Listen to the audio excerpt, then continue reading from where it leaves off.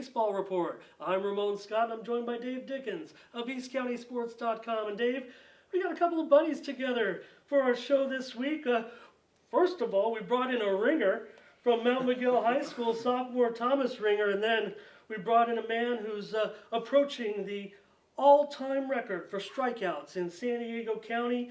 Probably going to finish second. He maybe could finish first. A lot of people don't know him. A lot of people do know him. And I'm talking about senior Trevor Elliott of the Mountain Empire RedHawks. Dave, a couple of fireballers here played on the Dovetail Bats team together and became close buddies over the summer. And we thought we'd have them in here talk about a little bit of prep baseball as we rolling in league play this week. Yeah, it's amazing just to have you guys, especially Trevor, coming all the way out here from Pine Valley. It's quite a trek, but with all the records you're breaking, we need to get one of those record breakers over here. And after playing with this guy, you guys hit it off right before the show, and I'm going to send it to Thomas with that being said, and elaborate on your play with Trevor this offseason with the Dovetail. Yeah, so we came up together and we played a perfect game up in Irvine, and Coach Rob was like, "Thomas, you're behind the plate," and I'm like, "Who's this guy pitching?" Really, because we didn't know each other, and he came up just for a spot start, and he came up and threw a freaking no-hitter. So, and I was just honored to catch that, and especially in a perfect game, you know, and we just became really good friends after that. We got each other's phone numbers and hit it off. Dave, a no-hitter for Trevor Elliott, go figure. The man threw 3 of them last season, and Trevor, that was just a summer ball game. You threw another one, and Thomas caught you that game. Before I talk about all your success with Mountain Empire, tell me about your day with Thomas and him calling that game for you. Yeah, I was nervous when I first got out there, but then it just all clicked, and he's a pretty good catcher, I'm not going to lie, so that helped a lot too. So, yeah.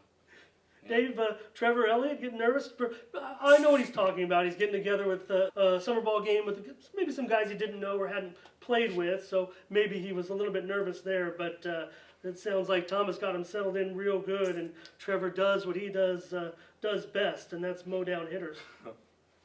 Absolutely, and then you know, it's I think it's overlooked a lot of the time too, because we are so focused on your perfecting your craft and being such a great pitcher, but we never talk about your hitting as well. You got a pretty good percentage there too. What were you a little while back? 3 for 3, and in your last game, I think 2 for 4, I think, maybe. So you're finding time to create some gappers too at the same time. Mm-hmm. Trying to contribute a little bit more. Well, Dave, Trevor has been a 4-year varsity player, and he's a career 400 hitter. So 2 for 4, that sounds, that certainly raised his average, but it sounds almost like a pedestrian-like game for some of the performances that Trevor's had out with the RedHawks. And they've had a little bit of a tough time getting their season started, but Trevor certainly, he's the county's best-kept secret out there in Pine Valley. He actually lives in Campo. I think half and half the students there, Campo and Pine Valley out with the RedHawks, and 3-0 so far with a 0.49 ERA, 69 strikeouts in 28 2/3 innings. Pretty impressive so far. I was commenting before the show, Dave, Thomas, a sophomore, he's gotten off to a pretty good start in his pitching career. He's also a very good hitter. Pretty good also, almost averaging a strikeout an inning. Pretty good for a sophomore in the Grossmont Conference. But Trevor, you're averaging more than 2 strikeouts per inning the way things are going this season. You're 3 no-hitters last year, 6 complete games. Or tell me about the way your career is going. 4 years with the RedHawks. My career is going, well, the way it's been going, just trying to strike people out all the time, and just trying to get to the next level, really. Yeah. Hey, what would you say is your, without giving away your secrets and you know, giving away your craft, what is your typical pitch that is you like to keep in your hip or your back pocket rather? My curveball for sure. Yeah. That's usually the mowing them down. Yeah, mostly. Yeah. And his RedHawks career so far, Dave, 359 strikeouts in 222 and 2/3 innings, a 23-12 career record, 2.26 ERA. But Trevor, and on Tuesday, you guys came out to El Cajon and took on the El Cajon Valley Braves and dispatched to them 14-0. And you had a big game, 17 strikeouts. But you were forced to come out of that game due to the mandatory pitch count. But you told Dave after the game, you texted him and said that you were going to dedicate that performance to the former head coach of the RedHawks back in the late 90s and a longtime pitching coach, Bob McGinn. And Bob taught you a lot of things, and you talked about how proud you are of that curveball, and I think that was Bob's specialty, is really what you said. But you said following that game and Bob's passing last week, he had been ill. Although he had been with the team as late as last year in the playoffs, but you dedicated that performance against the Braves and probably the rest of your season to the memory of Bob McGinn. Tell me about his influence on you and what he meant to you and possibly to a lot of people in the Mountain Empire baseball program. Yeah, he was a big part of definitely my curveball. He taught me how to throw it without no pain, basically. So that's a real bummer that we lost him, but not only me, the whole team felt it. We're all feeling the pain of that, but hopefully he's in heaven just doing his thing up there. And you'll probably, I think you mentioned something about it, you'll be wearing a sticker or some kind of emblem in dedication to his memory. So he gave me a hat last year because I forgot one, and it had his number in it, and I found it when I heard about the news, and then I wore it to the game, and then we hung it up from there. It's not going to be worn again. So, yeah. That's awesome. Yeah.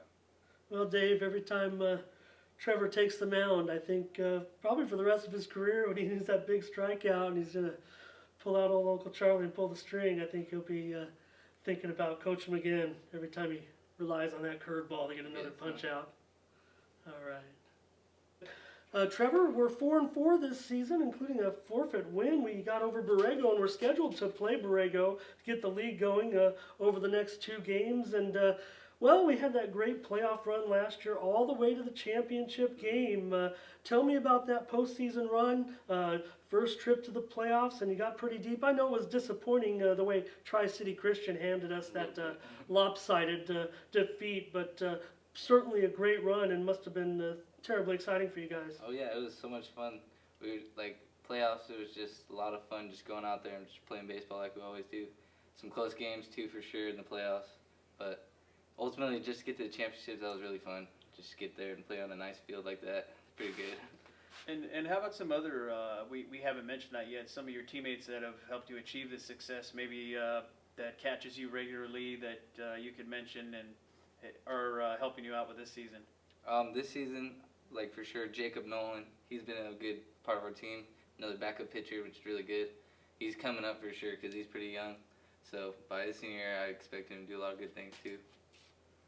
Yeah, Thomas, let's talk about the Matadors real quick. We'll go back and forth with these guys. But, boy, the first game of the league season, Thomas, the Matadors got off to that 1-0 start. And I'll rehash that game a little bit last week, Dave. The Norsemen were taking on the Matadors, and what a pitcher's duel it was. And Riley O'Sullivan of the Norsemen was pitching a no-hitter, and he was removed from the game.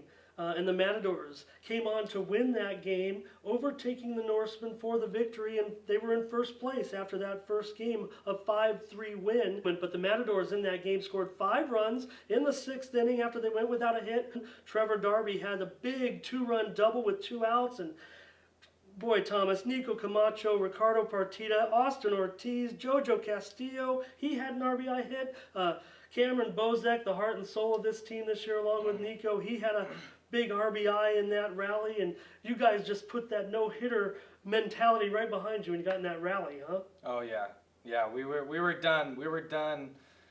Really, not handling our own, because we really are so good. It's just the chemistry kind of trying to hold us together, and being really senior driven is the best thing we could do, and Cameron having a great average, and Nico pitching his heart and soul out this year, and we're really looking to surprise some Grossmont Valley people. And really, it's so much what you've been trying to improve on. Talking to Coach Coyd also is, and that's exactly how you won that first game against Valhalla, is getting those bats to heat up and really working on the hitting, because your defense and your pitching has been pretty solid. Yeah, our defense and our pitching has definitely been very solid, and I think what Coach had to say definitely turned that whole game around. He had a very eventful talk with us during the fourth or fifth inning, where it was just kind of like, you know, where's your heart and soul? Get back in this game. O'Sullivan's out and you've been hitting him all day. Let's go and get this win. And Nico was fortunate to throw as much as he could, pitch his heart and soul out, and I was just happy to be able to come in and close it out. Yeah, that's right, Dave. Thomas was the one that came into the game and got in a little bit of hot water in the 6th inning and got out of it, and then mowed him down in the 7th inning against that formidable Valhalla lineup. Absolutely, and I think that was a good start to their season. Unfortunate they played them the next time, but they did pretty well, even though it was a shutout against a great INGRASSIA pitcher, as Thomas can definitely say the same. Yeah, Thomas, let's take an opportunity to mention it. Joseph INGRASSIA of Valhalla threw a no-hitter against you guys. You said you didn't even know it was a no-hitter until the game was over, but it's INGRASSIA's 2nd career no-hitter. You might be putting some pressure on Trevor here in the career no-hitters category. He's only a junior, so it didn't come out the way you guys wanted to, but it was a competitive no-score into the 6th inning. But I think for Valhalla, Dave, in that one, Coach Wheeler wasn't going to pull out INGRASSIA like he did O'Sullivan, and it was up to these Matadors to try to beat JoJo. And Thomas was giving us a little synopsis of how good INGRASSIA really is with his delivery and the way he releases the ball and makes it really tough on hitters. Tell us about INGRASSIA, the Norsemen, and this league race. You guys are now 1-2, unfortunately, but had to give you guys a world of confidence to win that game. And because of the format in this league, if you can get a split with the elite teams, such as the Cougars, the Monarchs, and those Norsemen, you know, anything can happen, right? Yeah, that's definitely what we're shooting for. When we won that game, it was just so much happiness going around. Everybody jumping and yelling, and we beat O'Sullivan, we beat the Norsemen. You know, we're not the same Mount Miguel. You know, we're looking to split the series, at least split the series with everybody in our league. Right now, we're tomorrow for against Steel Canyon. We're sending our best defense out there, and we're trying to do the best we can. And like I said, we're not the same Mount Miguel Matadors everybody has seen before, and we're really trying to get back through it. And for INGRASSIA, he's got a very, very deceptive delivery when he drags his toe and then finally plants and throws, and with that lefty slider breaking in down to the dirt, and it's very deceptive and very good pitcher. Dave, the Cougars won that game over the Matadors 13-5 yesterday, and so the Matadors will get their chance tomorrow. If they want to earn that split, this is the game they're going to have to win. Now, 1-3 isn't going to necessarily set them back either, because there's been some losses suffered by some of the top teams, but the Cougars are undefeated right now in 1st place. This could change the complexion of the league race once again if they could pull off a victory tomorrow. Yeah, that's true. I mean, Monte Vista's was slotted to be one of the top teams also, and unfortunately they dropped down a bit as well. But really the only team that's been on top of the world really is Steel Canyon, which makes it a tough order for tomorrow, but it does make it a very winnable game as well. Yeah. Yeah, and Thomas, I think, if anything, Dave, Thomas has been the surprise for the Matadors in their rotation, because we know that Nico was going to be a star and the leader of this team, him and Cameron. And from everything that Nico has said to us and from the performances on the mound, Michael Camacho is going to be one of the best Matador pitchers probably in school history when it's all said and done. I mean, we know how great Nico has been over these years, and Nico's hinted that Michael might even be a little better than his older brother. He hasn't necessarily achieved that yet. But now you throw in Thomas, who, like I said, is almost a strikeout an inning pitcher as a third man, and maybe the Matadors can certainly in the future look to those two guys, the younger Camacho and Thomas, to lead that pitching staff.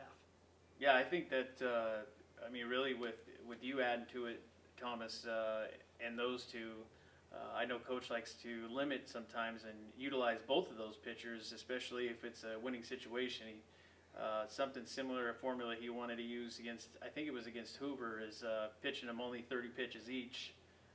It might have been them or Lincoln. He was looking to pitch them and limit them so they could get that win, which they had no problem. And that one, of course, against Hoover was quite a blowout. Trevor, his dad has the school record, 18 strikeouts in one game. Trevor had what it takes. He probably could have got that last strikeout. He ran out of pitches.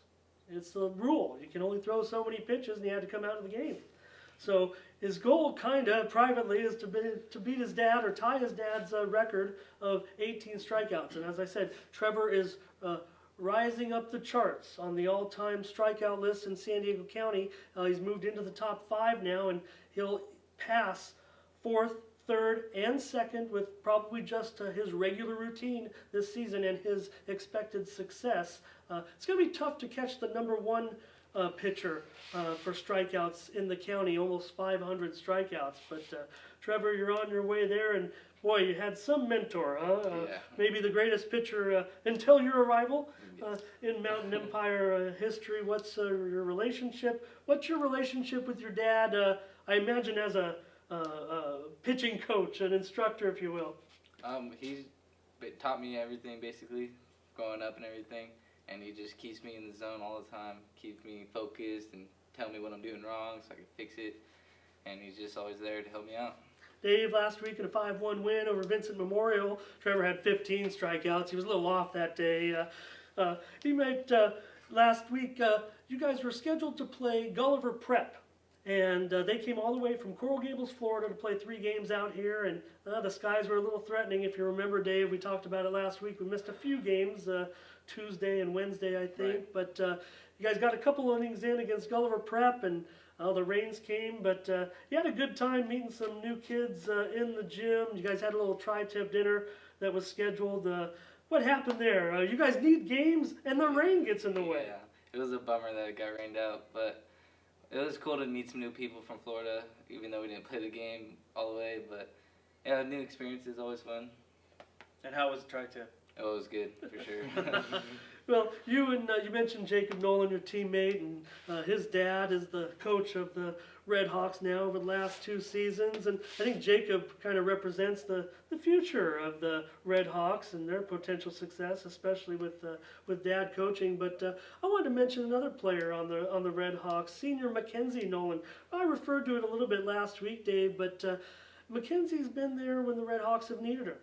Well, I'm not just talking about they need a scorekeeper. MACKENZIE's an experienced ball player, having played baseball and softball. Great softball player, but also played baseball for many years with the boys, if you will. And what happens when the RedHawks only had 8 players? The third baseman got injured. Well, MACKENZIE had to step in there again against the Braves this week. It was her 3rd appearance with the RedHawks. And Dave, I want to kick our guys in the butt a little bit and tell them they need to get their on-base percentage up, some of our teammates, because MACKENZIE has a higher on-base percentage than more than half of the team so far. She's drawn 5 walks and also has a base hit and played the hot corner against the Braves, Dave. And I alluded to that earlier, the feel inside the dugout. I mean, she's treated as just one of the players and probably one of the key players now as part of your team, as you mentioned, the on-base percentage. And we all know if